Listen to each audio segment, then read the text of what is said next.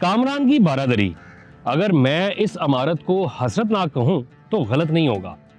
کامران کون تھا جس کے نام سے یہ بارادری منسوب ہے؟ اسے اندھا کیوں کیا گیا؟ کہا جاتا ہے کہ 500 سال پہلے یہ بارادری 70 لاکھ روپوں میں تعمیر ہوئی تھی۔ دریائے راوی کی گود میں موجود یہ لاہور کی وہ پہلی تاریخی عمارت ہے جسے مغلوں نے تعمیر کیا، لیکن یہ بارادری راوی میں کبھی بھی موجود نہیں تھی۔ یہ راوی میں کیسے آ گئی؟ یہ ایک کہانی ہے۔ کامران کی اس بارادری میں باغیوں کو عبرتناک سزائیں بھی دی گئیں۔ یہاں بادشاہوں نے رنگینیوں سے بھرپور شاہی محفلیں بھی سجائیں۔ اس یادگار کو کبھی ٹول ہاؤس بنا دیا گیا تو کبھی اس جگہ کا استعمال مچھلیوں کا شکار کرنے کے لیے ہوتا رہا۔ یہ مضبوط اتنی تھی کہ وقت اور پانی کے تھپیڑے بھی اس کا کچھ نہیں بگاڑ سکے۔ وقت گزرنے کے ساتھ ساتھ یہ عمارت محبت کے ماروں کی آماجگاہ بن گئی، لیکن ایسے عاشق جو بدذوق تھے جنہوں نے اس عمارت کی دیواروں کو بہت نقصان پہنچایا۔ لیکن ایک بات مجھے یہ نہیں سمجھ آتی کہ اس 20 دروں والی عمارت کو بارادری کیوں کہا جاتا ہے؟ اس بارادری تک پہنچنے کے لیے آپ کو راوی تک آنا پڑتا ہے اور پھر یہاں سے آپ ایک کشتی میں سوار ہو کر اس بارادری تک پہنچ سکتے ہیں۔ اس کا سٹرکچر، اس کی خوبصورتی اور اس سے جڑے بہت سے واقعات اس ویڈیو میں ہم ڈسکس کریں گے۔ یہ بارادری مغل شہزادے مرزا کامران کے نام سے منسوب ہے اور اسی نے بنوائی تھی۔ کامران مرزا کی کہانی بہت دلچسپ بھی ہے اور دردناک بھی۔ کامران مغل شہنشاہ ظہیر الدین بابر کا بیٹا تھا، وہی بابر جس نے ہندوستان میں مغل سلطنت کی بنیاد رکھی تھی۔ بابر کے یوں تو 4 بیٹے تھے، ہمایوں، کامران، ہندل اور عسکری مرزا، لیکن بابر کی موت کے بعد اس کے 4 بیٹوں کی آپس میں کبھی نہیں بنی تھی۔ بابر کے 2 بیٹے، یہ کامران مرزا اور اس کا بھائی عسکری مرزا، گل رخ بیگم کے بطن سے پیدا ہوئے تھے، جبکہ بابر کا بیٹا ہمایوں ماہم بیگم کے ہاں پیدا ہوا تھا، اور ماہم بیگم بابر کی چہیتی بیوی تھی۔ ماہم بیگم کا تعلق تیموری فیملی سے تھا اور شاید یہی وجہ تھی کہ اس بیوی سے پیدا ہونے والی اولاد بابر کو بہت عزیز تھی۔ آپ خود اندازہ لگائیں کہ بابر اپنے بیٹے ہمایوں سے اس قدر محبت کرتا تھا کہ 1530 میں جب ہمایوں محض 22 برس کا تھا تو شدید بیمار ہو گیا۔ بیٹے کی بیماری کو بابر نے اس قدر سر پر سوار کر لیا تھا کہ اسی سال اس غم میں چہار باغ کے محل جو آگرہ میں ہے دم توڑ گیا اور جاتے جاتے اپنے تخت و تاج کا مالک ہمایوں کو بنا گیا، اور یہ وصیت بھی کر گیا کہ ہمایوں اپنے بھائیوں کو بھی سلطنت میں ایک اچھا اور معقول حصہ دے گا۔ بابر کے اس فیصلے کو کچھ شہزادوں نے تو برداشت کر لیا، لیکن گل رخ بیگم کے بیٹے کامران مرزا اور عسکری مرزا اپنے باپ کے اس فیصلے سے نہ صرف بہت مایوس ہوئے بلکہ خود کو بہت تنہا بھی محسوس کرتے رہے۔ یہ اکیلے پن کا خیال ہی تھا جس نے کامران کے ذہن میں ایسی جڑیں پکڑیں کہ یہ خیال بڑھتے بڑھتے ایک دلدل کی شکل اختیار کر گیا۔ پھر کامران نے جو بھی عمل کیے وہ اسے مایوسی کی دلدل میں غرق کرتے گئے۔ کامران ایک پڑھا لکھا شہزادہ تھا، اسے فنون لطیفہ سے محبت تھی اور یہ شاعر بھی تھا۔ بابر نے اسے اپنی زندگی میں ہی یعنی 1526 میں کابل اور قندھار کی حکومت سونپ دی تھی۔ پھر ملتان کا علاقہ بھی اس کی حکومت میں رہا۔ باپ کی موت کے فوراً بعد کامران نے لاہور پر قبضہ کیا۔ اس زمانے میں لاہور میں میر یونس نامی ایک مغل صوبے دار کو بابر نے ہی اپوائنٹ کیا تھا جو لاہور کے معاملات دیکھتا تھا۔ کامران نے اس کے خلاف سازش کروائی اور بغیر کسی حملے کے لاہور پر قبضہ کر لیا۔ اب صورتحال یہ تھی کہ کامران کا سوتیلا بھائی ہمایوں اس وقت ہندوستان پر حکومت کر رہا تھا۔ اسے اپنے بھائی کی اس کارروائی کی اطلاع بھی ملی، لیکن ہمایوں نے اپنے بھائی سے اس پر کوئی بات نہ کی بلکہ اس کی لاہور میں حکمرانی کو تسلیم کیا اور کامران کو بہت سے تحائف بھی بھیجے۔ لیکن دونوں بھائیوں میں محبت کا یہ سلسلہ زیادہ دیر تک چل نہ سکا۔ بظاہر تو یہ محبت لگتی تھی، لیکن شاید یہ ایک دکھاوا تھا۔ تھوڑا ہی عرصہ گزرا تھا کہ کامران اپنے بھائی ہمایوں کے یعنی شہنشاہ ہند کے خلاف کھڑا ہو گیا۔ کامران کبھی بھی ہمایوں کی حکومت کے حق میں نہیں تھا، بلکہ اسے جب بھی موقع ملا اس نے اقتدار حاصل کرنے اور ہمایوں کو نقصان پہنچانے اور کمزور کرنے کی کوشش کی۔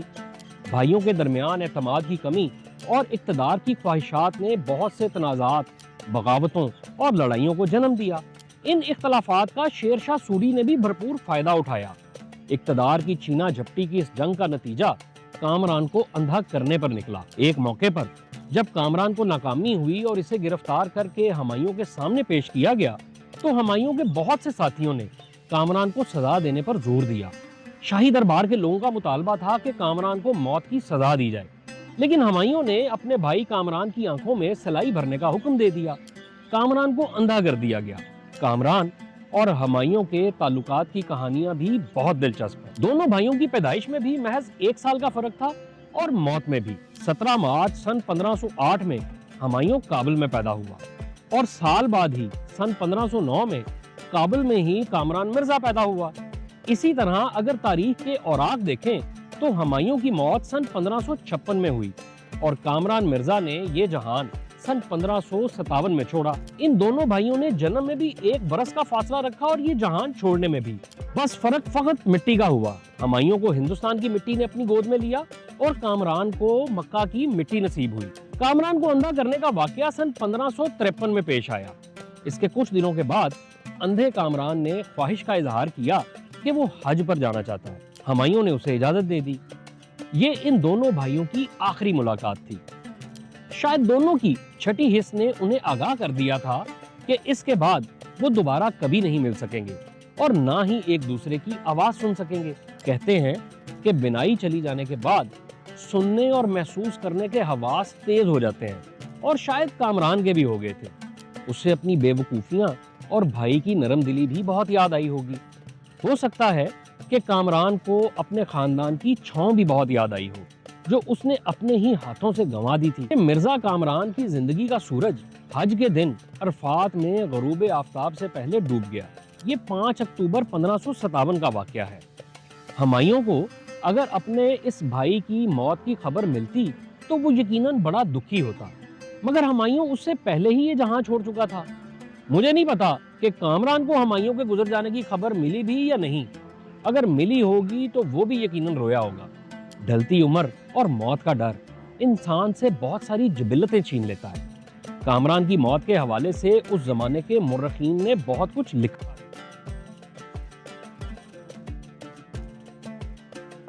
اس بارہ دری تک پہنچنے کے لیے آپ کو راوی کے نئے پل تک آنا پڑے گا۔ راوی کے اس پل کے نیچے کا علاقہ دور سے تو عام سی جگہ معلوم ہوتا ہے، لیکن جب آپ نیچے اتر آتے ہیں تو یہاں ایک اور ہی دنیا ہے۔ اس ریتلے راستے پر چلتے راوی بہت یاد آتا ہے۔ اسی راستے سے ہمارا راوی گزرتا تھا۔ اب کیسے یہ ساری جگہ دور دور تک خشک دکھائی دیتی ہے۔ اس ریتلے راستے پر چلتے جائیں تو کچھ آگے آپ کو کشتی چلانے والے ملاح دکھائی دیں گے اور تھوڑے تھوڑے پانی میں ان کی کشتیاں بھی دکھائی دیں گی۔ یہاں آپ کو ٹکٹ خریدنی پڑے گی جو 100 روپے فی پرسن ہے۔ یہ ٹکٹ دراصل کشتی کی سواری کی ہے، بارہ دری کی کوئی ٹکٹ نہیں۔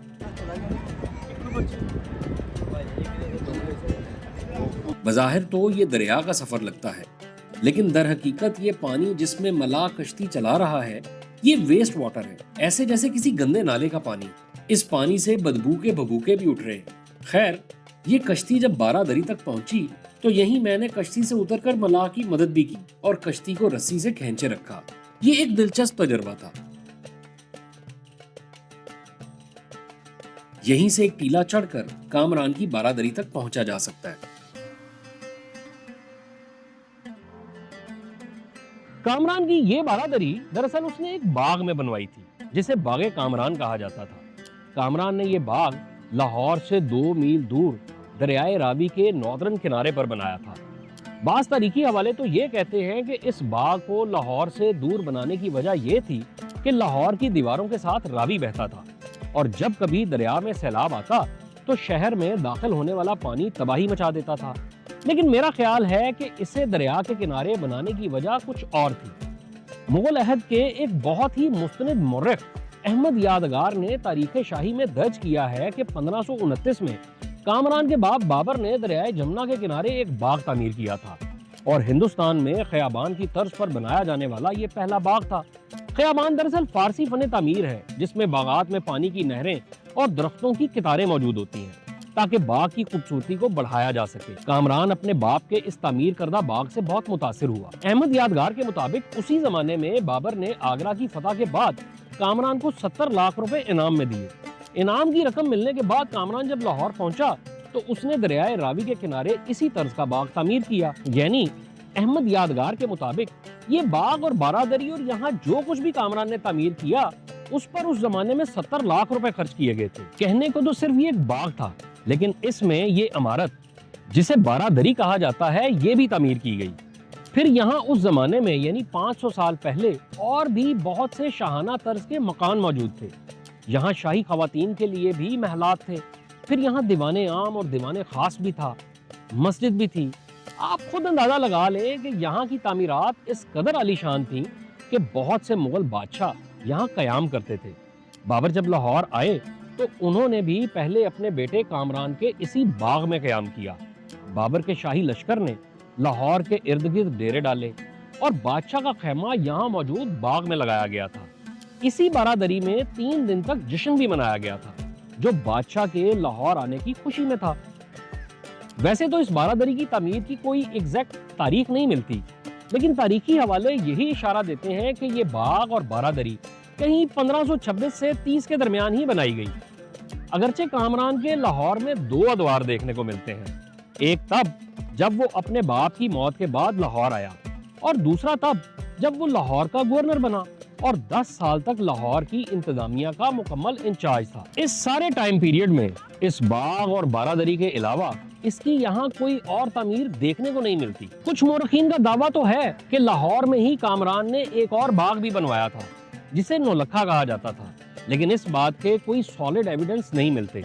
बहरहाल कामरान के बाग और इसमें मौजूद इस बारादरी ने अपनी कुशादगी की वजह से मुगलों की बहुत सी शाही जरूरियात को पूरा किया। ये जगह मुगल हुक्मरानों की सियासी, समाजी और सकाफती सरगर्मियों का बहुत अहम मरकज थी। फिर इस बाग का इस्तेमाल शाही मुलाकातों और तकरीबात के लिए भी होता रहा। ये बाग तब तक बहुत अहम रहा जब तक शाहजहां ने शाही किले में अपनी रिहायशी इमारतें और शालीमार बाग नहीं बनवा लिया था, यानी तकरीबन सन 1640 तक।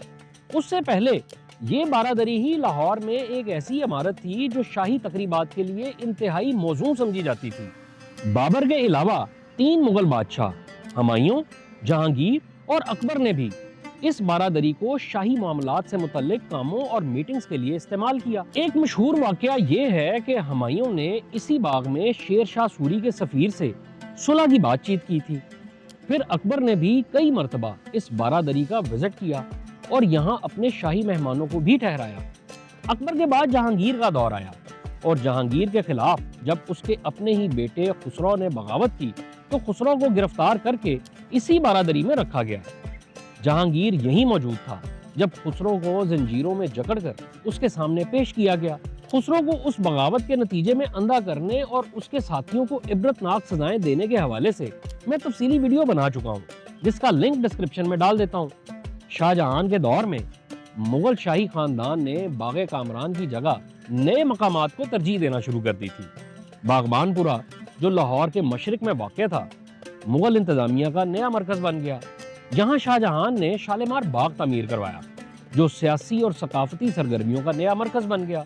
शाहजहां के दौर में बागे कामरान अपनी अहमियत खोने लगा और शाही खानदान ने इसे तकरीबात के लिए इस्तेमाल करना बंद कर दिया और ये बाग आहिस्ता आहिस्ता शाही सरगर्मियों से महरूम हो गया। अब सवाल ये पैदा होता है कि कामरान का बाग कहाँ गया, क्योंकि यहाँ तो एक छोटा सा बाग देखने को मिलता है और ये बारादरी जो रावी से परे एक किनारे पर बनाई गई थी, दरिया में कैसे आ गई। तो शाहजहां के दौर में यानी सन 1628 से 1658 के सालों में रावी अपना रुख बदल रहा था और रफ्ता रफ्ता नॉर्थ की साइड पर खिसक रहा था। नॉर्थ की साइड पर ही ये बारादरी भी थी। आहिस्ता आहिस्ता इस बारादरी के बागात के किनारे पानी के अंदर आना शुरू हो गई और इन्हें नुकसान पहुंचना शुरू हो गया। फिर इस दौरान दरिया में आने वाले सैलाबों ने भी इस जगह को बहुत नुकसान पहुंचाया और इसके बेशतर हिस्से बहा दिए। शाहजहां के दौर में ही ये जगह ज्यादा इस्तेमाल के काबिल रह नहीं गई थी, बल्कि दरिया के पानी में डूबती जा रही थी। कामरान की इस बारादरी ने शाहजहां के इंजीनियर्स को भी जगहों की बेहतर मंसूबाबंदी करने का सबक दिया। फिर औरंगजेब आलमगीर के दौर से लेकर लाहौर के आखिरी मुगल गवर्नर के ज़वाल तक बागे कामरान के शाही इस्तेमाल का कोई जिक्र नहीं मिलता। अलबत्ता दारा शिकोह ने अपनी किताब सकीनतुल औलिया में इस बाग का जिक्र किया है। उसने लिखा है कि हजरत मियां मीर कभी कभार अपने मुरीदों के साथ इस बाग की इमारत में बैठा करते थे जो पानी के तालाब के दरमियान बनी हुई थी। औरंगजेब आलमगीर के दौर में रावी में आने वाले सैलाबों ने लाहौर की आबादी को नुकसान पहुंचाया। 1666 में औरंगजेब ने शाही किले के शुमाल में एक ऊंचा बंद तामीर करवाया ताकि शहर को महफूज रखा जा सके। اس بند نے راوی کے بہاؤ کو بدل دیا اور دریا کا پانی کامران کی بارادری کے باغ تک پہنچ گیا، جس سے باغ مزید خراب ہو گیا۔ مغلوں کے بعد جب سکھوں کا دور آیا تو یہ باغ اور بارادری زیادہ اہمیت نہیں رکھتے تھے۔ سکھ حکمرانوں نے اپنی عمارتوں جیسے حضوری باغ، رنجیت سنگھ کی سمادھی اور نونہال سنگھ کی حویلی وغیرہ پر زیادہ توجہ دی، اس لیے کامران کی بارادری کو نظر انداز کیا گیا۔ اسی دور میں دریائے راوی نے باغ کی کچھ عمارتوں کو بھی بہا دیا۔ رنجیت سنگھ کی حکومت کے آخری 10 سالوں میں راوی نے کامران کے باغ کے مزید حصوں کو بھی نقصان پہنچایا اور رفتہ رفتہ باغ تو بالکل ہی غائب ہو گیا۔ انگریز دور میں اس بارادری کو مختلف مقاصد کے لیے استعمال کیا گیا۔ کرنل گولڈنگ کے مطابق یہ بارادری راوی کے پل کی تعمیر کے دوران اس وقت کے انگریز انچارج کی رہائش گاہ کے طور پر استعمال کی گئی۔ بعد میں اسے محکمہ تعمیرات کا ریسٹ ہاؤس بنا دیا گیا۔ 1893 میں اس بارادری کو ٹول ہاؤس میں بدل دیا گیا۔ 1909 میں یہ بارادری محکمہ پبلک ورکس کی سیرگاہ کے طور پر استعمال ہوتی رہی اور یہاں اکثر انگریز آ کر مچھلی کا شکار کھیلتے اور مے نوشی کرتے تھے۔ لاہور کے معروف تاریخ دان کنہیا لال نے 1884 میں اس بارادری کے بارے میں لکھا تھا کہ راوی اس کے نیچے سے بہتا تھا اور اس کے کنارے کو چھوتا تھا۔ سید محمد لطیف نے 1892 میں ذکر کیا کہ انہوں نے اس بارادری کی محرابوں کے نیچے مختلف رنگوں کی خوبصورت پینٹنگز بھی دیکھی تھی۔ دونوں مصنفین نے اس بارادری کی خوبصورتی کو سراہا اور یہ بتایا کہ دریائے راوی میں پانی کے اتار چڑھاؤ سے اس عمارت پر کوئی اثر نہیں پڑا۔ تاریخی حوالے بتاتے ہیں کہ کامران کا باغ چاروں طرف بلند دیواروں سے گھرا ہوا تھا اور 4 چوکور حصوں میں تقسیم تھا۔ اس باغ کا مین پیویلین یعنی یہ بارادری ایک بلند چبوترے پر ایک تالاب کے درمیان بنائی گئی تھی۔ یہ ساری تعمیر اینٹوں اور جپسم کے گارے سے کی گئی تھی۔ اب تو تالاب اس بارادری کے سامنے نظر آتا ہے، لیکن ماضی میں یہ چاروں طرف تھا۔ اس بارادری کی دیواریں بہت موٹی اور مضبوط تھیں اور تقریباً ان کی بنیادیں 30 فٹ گہری تھیں۔ اس بارادری میں ایک بڑا 8 کونوں والا کمرہ بھی تھا جو اس کا مین کمرہ تھا اور اس کمرے کے ذریعے ہی روشنی اور ہوا اس عمارت کے اندر آتی تھی۔ بارادری کے ہر طرف 5 محرابیں ہیں۔ جو اس کی مرکزی محراب ہے وہ سب سے زیادہ چوڑی ہے، جس کی چوڑائی تقریباً 5 میٹر سے بھی زیادہ ہے۔ البتہ جو کونوں میں محرابیں ہیں وہ کم چوڑی ہیں۔ اس بارادری کے گرد محرابی برآمدہ ہے جو ہر کمرے کو آپس میں جوڑتا ہے۔ جو مین محراب ہے وہ سیدھی اور زیادہ کھلی ہوئی ہے، جبکہ دوسری محرابیں سائز میں مختلف ہیں۔ نیچے والی محرابوں میں خاص خم ہے جو مغل دور سے پہلے کی مسلم تعمیرات کا سٹائل ہے۔ عام طور پر بارادری میں 12 محرابیں یا 12 در ہوتے ہیں، لیکن اس عمارت میں 20 محرابیں ہیں جو اسے بہت ڈیفرنٹ بناتی ہیں۔ پہلی منزل اور چھت تک پہنچنے کے لیے برآمدے کے باہر چاروں کونوں پر سیڑھیاں بنی ہوئی ہیں۔ چھت پر ایک چبوترا موجود ہے اور اس کے ارد گرد ایک حفاظتی دیوار بھی بنائی گئی ہے۔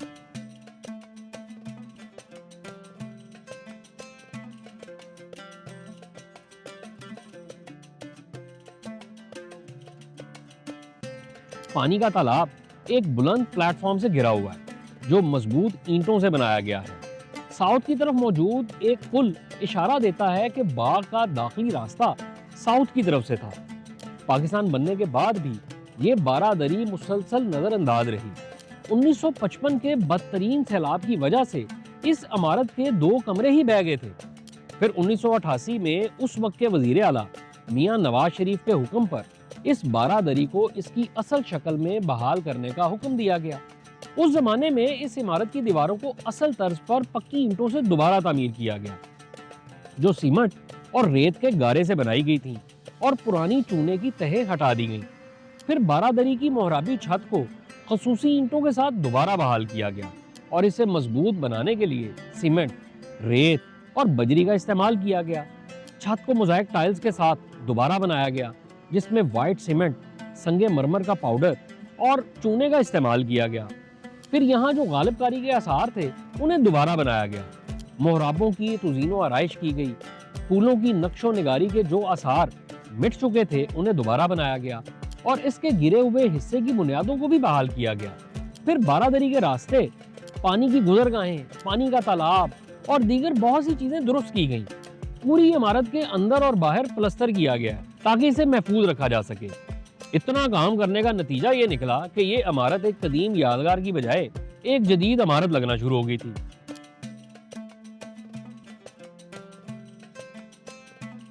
محکمہ آثار قدیمہ، حکومت پاکستان اور دیگر متعلقہ ادارے کبھی بھی اس کی حفاظت اور دیکھ بھال کو سنجیدگی سے نہیں لے سکے۔ انہوں نے اسے مغل دور کی سب سے قدیم تعمیر اور لاہور میں چہار چمن کے ایک نمونے کے طور پر اس کی اہمیت کو کبھی نہیں سمجھا۔ دریائے راوی کے سیلاب اور پانی کے بہاؤ میں تبدیلی کی وجہ سے اس یادگار کو ناقابل تلافی نقصان پہنچا۔ نتیجتاً یہ اپنی اصل تعمیرات کو روز بروز کھوتے ہوئے ایک چھوٹی سی عمارت میں تبدیل ہو چکی ہے۔ اس پر مزید ستم یہ کہ یہاں آنے والے لیلا مجنو بھی اس کی دیواروں پر اپنے نام اور بہت سے پیغامات لکھ جاتے ہیں۔